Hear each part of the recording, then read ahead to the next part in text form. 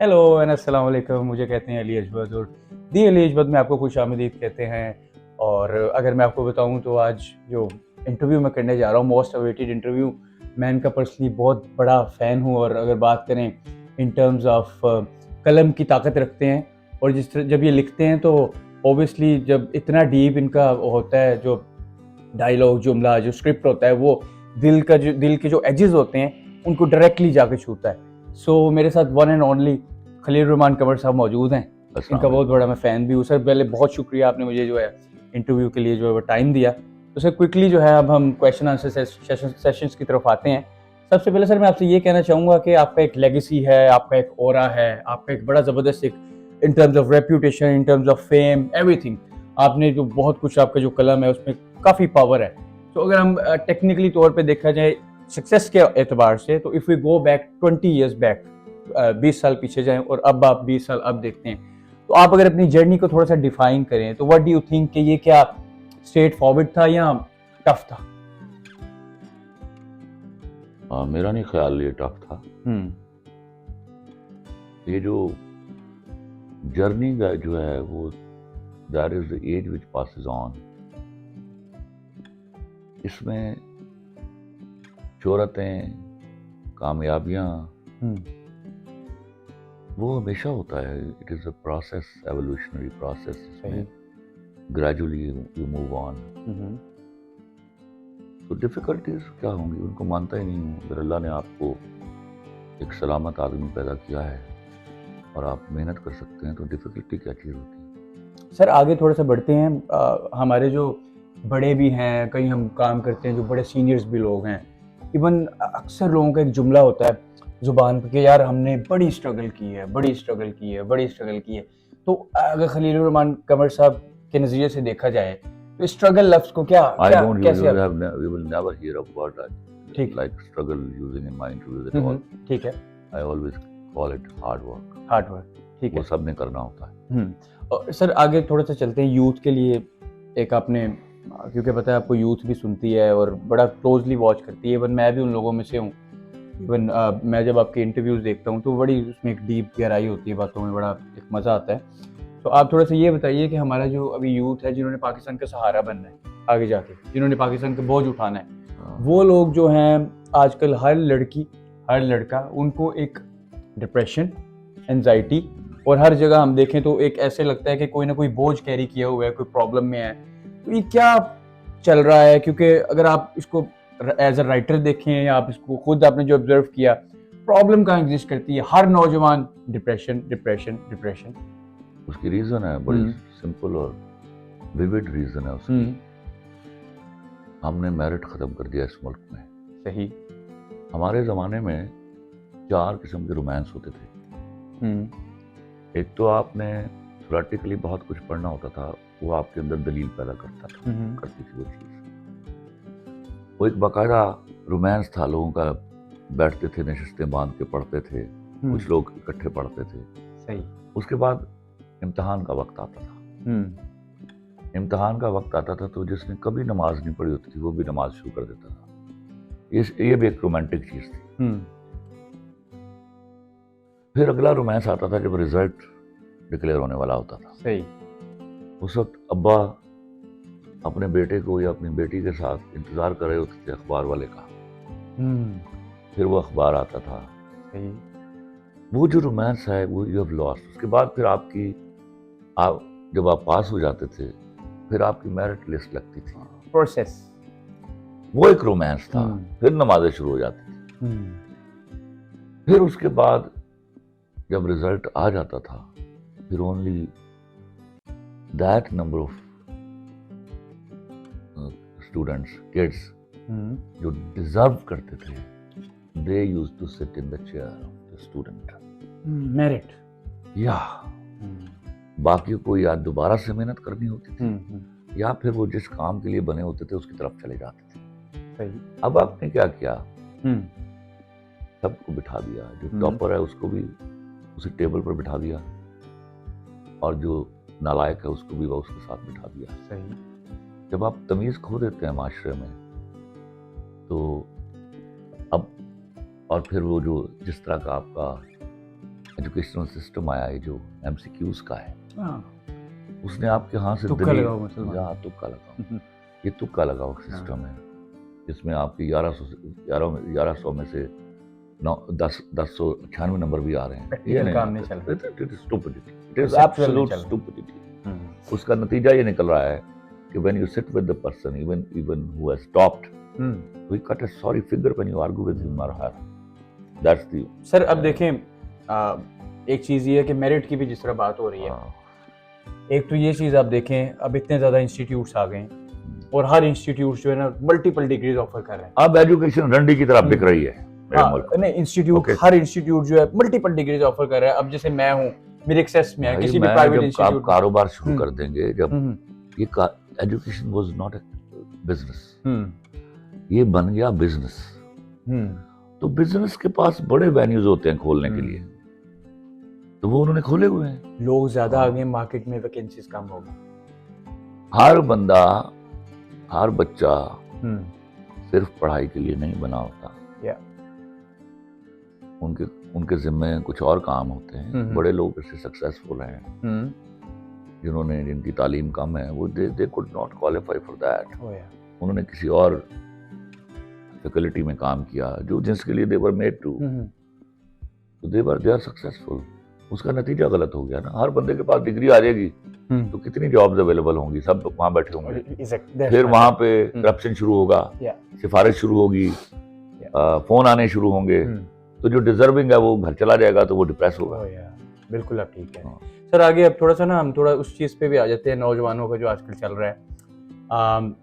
एक लव होता है, एक वर्ड होता है लव, LOVE, लव, मोहब्बत।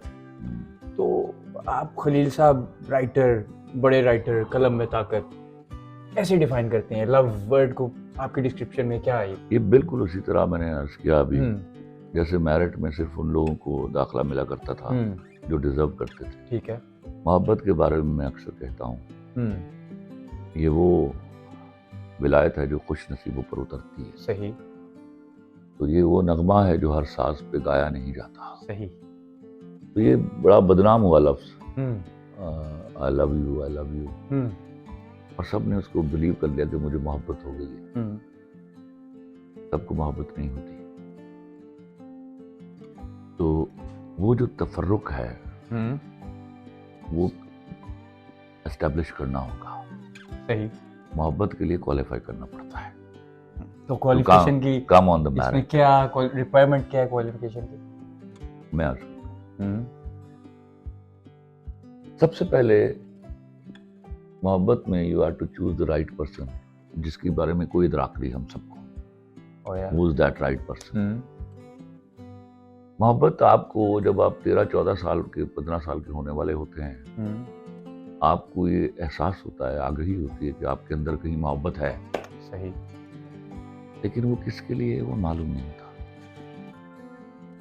फिर आप उसको ढूंढने लगते हैं, पहले उसको फिगर आउट करते हैं, चार्ट बनाते हैं, वो ऐसी होगी, वो ऐसी नहीं होगी, वो ये इस तरह बात करेगी, वो इस तरह बात नहीं करेगी। जवानी का अमल है, जब टीनेज में आप रुक के सुनो, उसके बाल ऐसे होंगे, उसकी आंखें ऐसी होंगी, वो चलती ऐसे होगी, वो लाउड बोलती होगी या वो सॉफ्ट बोलती होगी, उसका एक चेहरा सा बन जाता है। फिर हम बुनियादी तौर पर, हमारे पास कैनवस और ब्रश ना भी हो तो हम मुसव्विर होते हैं, हम एक खाका बना लेते हैं। उस खाके को हम ड्रॉ नहीं कर सकते कैनवस के ऊपर।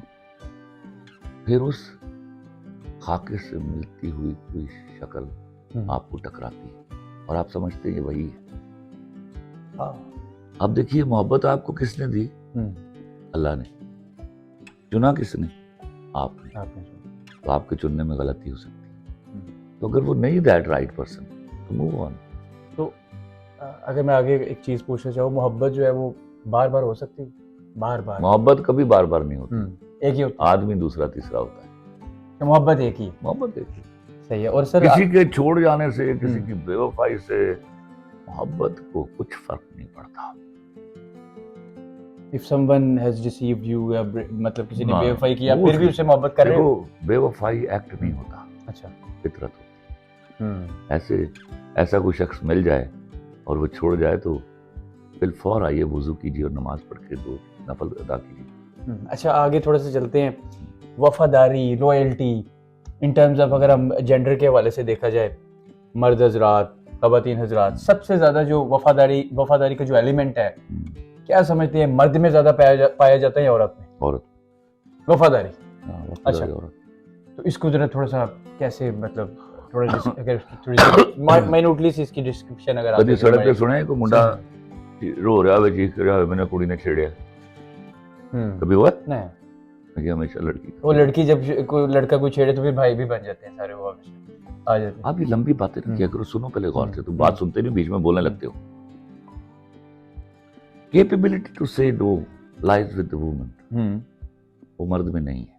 मर्द के पास औरत को इनकार करने की काबिलियत नहीं है अनटिल कि वो सच्चे इश्क में मुब्तला हो, तब इनकार करता है।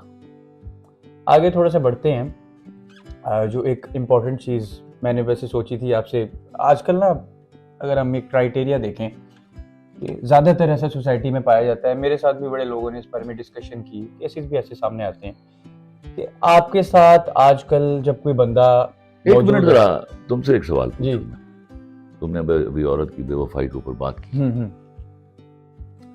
ऐसा जब कोई वाकया कभी शूमी किस्मत तुम्हारे साथ हुआ, उस वक्त तुमने ये तो सोचा कि वो कितनी बेवफा है, तुमने बैठकर ये भी सोचा कि तुम कितने बेवफा हो? बिल्कुल कंसेंसस होना चाहिए। नहीं, अभी मैं तुमसे, अभी तुम कलमा पढ़ के बोलो, सच बोलोगे? तो तुमने कोई उसके अलावा जो लड़कियां तुम्हें मैसेज करती थी उनको ब्लॉक किया था? हाँ, किया।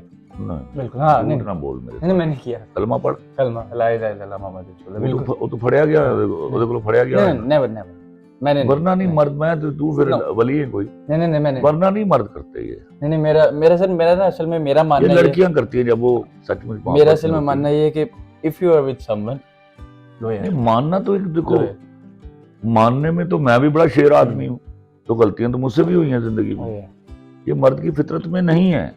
लेकिन अगर मर्द ऐसा है तो फिर वो हीरा है, उसी पर ये विलायत उतरेगी, उसी को वो लड़की मिलेगी जिसका नाम मोहब्बत है। डन सर, आगे अब थोड़ा सा चलते हैं। आजकल के जमाने में ऐसे तो मुंडे बह के दस रहे हो, मेरा उधर भी चल रहा है, मेरा उधर भी चल रहा है, वो तो एज अ फैशन भी लेते हैं कि भाई ऐसे है वैसे है, एक दूसरे के साथ गॉसिप्स कर रहे हैं, बातें ओ बड़ा चल रहा है, झूठ बोलते हैं, झूठ, शो ऑफ, समझ आई? ये हमारे यहाँ ट्रेंड आया शो ऑफ करने का। हमने 2 लाख के बूट पहन लिए और हम उसको बार बार बताते हैं फलां ब्रांड के शूज हैं, या even I have seen people, वो देखते ही अच्छा ये फलां ब्रांड के पहने हुए, उससे क्या फर्क पड़ा? अगर महंगे कपड़े पहनने से तुम महंगे हो जाते हो तो मुझे उसका गुर सिखा दो। महंगे कपड़े पहन के अंदर अगर आप सस्ते आदमी हैं तो यू नो बॉडी, फिर इज्जत तो कपड़ों की जानी चाहिए या बूटों की जानी चाहिए। हाँ, अब आगे चलो सर, आगे चलता हूँ। एक इम्पॉर्टेंट चीज़ कि आजकल हम ऐसा देखते हैं कि आपके साथ अगर कोई हाथ मिलाता है कहीं पे भी, कोई दोस्ती हो गई, इवन फैमिली में, इवन समहाउ रिलेशनशिप्स में, आजकल के ज़माने में तो ऐसा फील आता है, और ऐसा लोग बताते भी हैं। आपने अब इसको बताना है कि आप इसको कैसे एलेबोरेट करते हैं, क्योंकि आपका तो ऑब्वियसली एक डिफरेंट हो रहा है। तो आप जरा थोड़ा सा ये बताइए कि कहते हैं लोग कि आजकल कोई किसी के साथ जब मिलता है तो प्रोज एंड कॉन्स देख के, बेनिफिट क्या है इसके साथ, फ़ायदा क्या है इसके साथ। तो आजकल दुनिया, ये सेल्फिशनेस का एलिमेंट आ रहा है आजकल मार्केट में, तो ये मोहब्बत और दोस्ती बाकायदा सेल्फिश होते हैं। सही, ये जुमला ही गलत है कि वो बेलॉस दोस्त है। अच्छा, ये कभी भी नहीं होता। हम मोहब्बत और दोस्तियां तवक्कुआत के ऊपर चलती हैं। मोहब्बत में से तवक्को निकाल दो तो मोहब्बत के पल्ले कख नहीं रहता। तवक्को क्या है? ये वो मुझसे इतनी मोहब्बत करेगी या करेगा, समझ आई? और सेल्फिश वो इसलिए है कि वो अपने महबूब के बारे में बहुत सेल्फिश होती है मोहब्बत, वरना वो मोहब्बत ही नहीं। तो ये तो है ही खुद गर्जों का खेल। और दोस्ती क्या है? एक बात तो एक फिकलिटी है जहां आपको अल्लाह ने चुनने का मौका दिया है। ना आप बाप चुन सकते हैं, ना माँ चुन सकते हैं, ना भाई चुन सकते हैं, ना बहन चुन सकते हैं, दोस्त चुनते हैं आप। तो उसमें भी अगर आप प्रॉस एंड कॉन्स नहीं देखते तो यू आर स्टूपिड इनफ। एक और बड़ा मजेदार क्वेश्चन मेरे ज़हन में आया, तो मैंने कहा आपसे लाजमी पूछा जाए। सर, हम ना अगर देखें इन टर्म्स ऑफ मर्द कहते हैं मर्द कभी रोता नहीं है, ये जुमला बड़ा बोला जाता है, मर्द रोने के लिए नहीं बना। मर्द को रोना नहीं चाहिए, ये जुमला सही है। मर्द वरना मर्द क्यों नहीं रोते, अपनी तन्हाइयों में रोते हैं वो भी। लेकिन मर्द को उसकी वजह है कि जज्बाती तौर पर औरत जरा ज्यादा वीक है एज कम्पेयर टू मैन। तो मर्द हौसला है उसका, वो भी रोने लग जाएगा तो उसके हौसले टूट जाएंगे, इसलिए कहा जाता है ये कि मर्द को रोना नहीं चाहिए। अच्छा, आगे सर थोड़ा सा अगर मैं चलूँ, क्योंकि देखें कहते हैं कि जब मर्द रो पड़ा है तो समझे लावा फट गया है, और कोई ये इस तरह का आजकल बड़े रो पे दरिया। अच्छा नहीं ये वाला कॉन्सेप्ट थोड़ा डाइल्यूट हो गया। अच्छा, ऐसा नहीं है, यानी आजकल मर्द भी रो देते हैं। सो रो देना सही होता है कि आपका गम हल्का हो जाता है। ब्रेकअप वाले तो फौरन रो पे थे। अच्छा, यानी वो जमाना चेंज थोड़ा हो गया है, थोड़ा सा इसमें जिद्दत आ गई है कि मर्द रो सकता है। अच्छा सर, आगे थोड़ा सा चलते हैं। हम सोसाइटी में देखते हैं कि कोई ना कोई इंसान है आपके ऊपर कम से कम वो लफ्ज़ों का वार कर रहा है, आपके ऊपर जिस तरह तीर चला रहा है लफ्ज़ों के, आपके ऊपर हमलावर हो रहा है, आगे लट से आपका मजाक बना रहा है, तो वो बहुत ज्यादा उसने आपको तंग कर दिया, तो आप खामोश हो, कोई जवाब नहीं दे रहे। तो एक स्टेज ऐसी आ गई है कि वो आपका इतना उसने ज्यादा मजाक बना दिया कि you are going the depression, आप एक शेल में चले गए हो। तो उस शख्स को जो जब्त करता है उसके लिए क्या वो ठीक है, उसका मकाम अल्लाह के नजदीक और बढ़ रहा है, या वो अपने साथ? मैं अभी तुम्हें इसका सिंपल जवाब देता हूँ। वो लोग जिंदगी में कभी सक्सेसफुल नहीं होते जो ये सोचने लगते हैं कि लोग क्या कह रहे हैं। अब अगर आप देखिए आप किस कदर बेवकूफ आदमी है, अगर किसी की बात कही हुई बात के ऊपर सोचने लगते हैं तो जितना वक्त आप उसको सोच रहे होते हैं अपनी जिंदगी का वो हिस्सा आप उसको दे देते हैं। You are at loss. और सर आपके नजदीक माशाल्लाह आप भी कामयाब इंसान हैं, और कामयाबी का क्राइटेरिया अगर देखें, कोई 2-3 ट्रेड्स अगर आप बता दें कि कामयाब इंसान के अंदर ये ट्रेड्स होना जरूरी है, लाजिम मलजूम है, तो क्या हो सकते हैं? आप कितने ही मशहूर हो जाएं, कितने ही पैसे कमा लें, अगर आप कम्युनिटी को सर्व नहीं करते तो you are not successful in my contemplation. ठीक है। और अगर हम बात करें सक्सेस के एतबार से, हमारे जो मैंने आपको बता दिया नहीं, to me the definition of success is this, it is not the money you have earned, it is not the fame you have earned, it is how much you have contributed to the society and how have you helped people. समझे आप? If you have not done this, so your money and your fame is useless. नौजवान आजकल जो youth हैं वो उनको बड़ी जल्दी होती है, सब्र खत्म हो गया, वो कहते हैं कि भाई जल्दी जल्दी मिल जाए, क्विक सक्सेस, शॉर्टकट्स, एवरीथिंग। क्या इसको क्या ये हमेशा रहा है, अभी चूंकि मसला ही हो गया, हमारे यहाँ मेंटल डेवलपमेंट इस तरह हुई, instead of you go for success, you go to win. That is a stupid idea. You just ask for your success, don't be ambitious for winning on others. याद रखिएगा, आप जब जीत जाते हैं तो फिर कोई हार जाता है। तो अगर आपको हार जाने वाले के दुख का अंदाजा नहीं है तो you will never be successful. आपने एक एम सेट किया है, एक टारगेट सेट किया है, आपने एक टाइम फ्रेम सेट किया है कि भाई मैंने ये चीज़ इतने अरसे में गेन करनी है, और उसमें आपको लॉट्स ऑफ ऑब्स्टिकल्स भी आएंगी, हर्डल्स भी आएंगी। बहुत सारे लोग हैं जो काम करते करते थक गए हैं, बैकअप हो गए हैं, उनके लिए क्या मैसेज देना चाहेंगे? वो कहते हैं भाई यार एनर्जी खत्म हो गई, कुछ और वो उस काम के लिए बने ही नहीं हुए थे। they were just trying to win over। जो लोग सक्सेस के लिए जाते हैं, जिनके यहाँ मोटिव ये नहीं होता कि उन्होंने किसी को हराना है, वो कभी नहीं थकते। सही। और if you keep on trying, keep on knocking the doors, आप कह रहे हैं ट्राई टिल यू सक्सीड, आपका ये तो मिल जाता है फिर आपको, आपका जो एम होता है गोल अचीव। ट्राइंग में अब मैटर करती चीज सबसे पहले, the more important thing is to identify yourself. सही। आप वही कुछ कर रहे हैं जो आपके अंदर से लावा उबल रहा है, या आप किसी की देखा देखी कर रहे हैं। अगर आप देखा देखी कर रहे हैं तो आप 1000 ट्राई कर लें, आप you will never be successful. और अगर आप वो कर रहे हैं, if you have identified yourself, फिर आपको सक्सेस मिल जाएगी। अच्छा, एक और चीज, वो if you are very successful man in terms of अगर पोइट की बात करें, राइटर्स की बात करें, एक्टर्स जो हैं वो डिफरेंट एक्सप्रेशंस आपको पता चेंज करते हैं, सिंगर्स की आवाज़ में जिनके दर्द होता है। क्या ये बात दुरुस्त है कि कहीं ना कहीं ये जो लेगेसी होती है ये कुर्बानी मांगती है कोई मोहब्बत की, या इस तरह वो दर्द जब उनको चोट पहुंचता है तो फिर वो आगे चल के जो है ना वो डिफरेंट उनका ऑरा बनते हैं, परफॉर्मेंस होती है? I don't believe. ठीक, ये अल्लाह ताला की मेहरबानी होती है आपके ऊपर। You are blessed if you are writer, you are an actor, you are a poet, any faculty where you are creative means you are blessed. तो उस ब्लेसिंग के लिए वो वेट नहीं करता कि आपका दिल टूट जाए। So, अगर एक बंदा एक फील्ड के लिए बना है, जैसे if he is meant for showbiz, या आप कोई स्पोर्ट्समैन है या कोई एथलीट है, किसी भी फील्ड के लिए वो बना है, इवन पॉलिटिक्स है, कोई पॉलिटिशियन है कोई, तो क्या वो इनबिल्ट होती है या वो मेहनत करके कर सकता है? पॉलिटिशियन को बीच में ना डालो, that is not a creative job. ठीक है।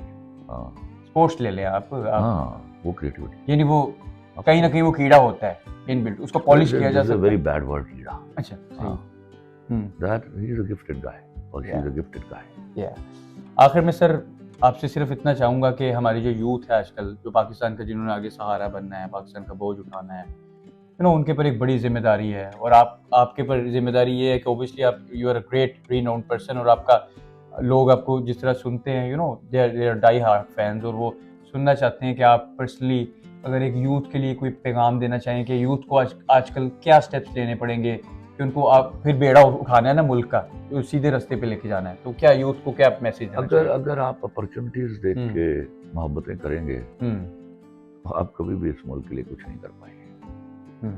आप कोशिश कीजिए मोहब्बत एक ही बार हो जाए, और उस मोहब्बत से ताकत हासिल कीजिए। मोहब्बत by all means is a power, you have to get strength out of it. वो काम आती है। व्यास देखो कुड़ी लबनी 100 के पीछे फिर लो, समझो, तो उस लड़की को ढूंढिए, वो मिल जाती है अगर आप थोड़े साबित कदम हो और जगह जगह मुंह नहीं मार रहे। तो खलील रहमान कबर साहब, मैं आपका हमेशा से बहुत बड़ा फ़ैन, और आज मुझे बड़ी खुशी हुई कि आपने मुझे टाइम दिया। और तो सर अब ये है कि इंशाल्लाह it's a great honour for me, मैंने आपका इंटरव्यू किया है, और इंशाल्लाह आगे भी मुलाकात होती रहेगी। उससे जज़ाकल्लाह, थैंक यू सो मच, खुशी हुई आपको। सो अली अजवद साइनिंग ऑफ सी। सो हम इसी तरह जो है अगले शो में जब नया एपिसोड रिकॉर्ड करेंगे तो नए गेस्ट के साथ आपकी खिदमत में दोबारा हाजिर होंगे। तो bye bye, Ali Ajwad signing off, see या।